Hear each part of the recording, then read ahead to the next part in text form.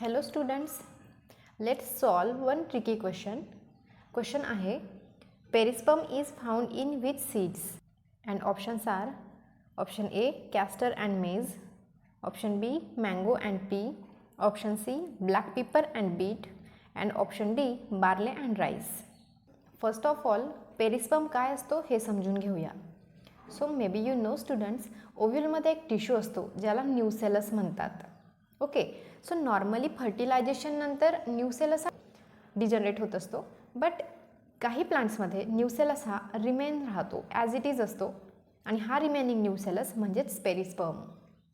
So perisperm is what? Remnant of nucellus present in the seeds.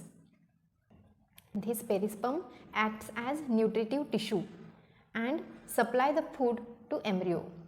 But लक्षात ठेवा students, perisperm हा एंडोस्पर्मपेक्षा वेगळा असतो.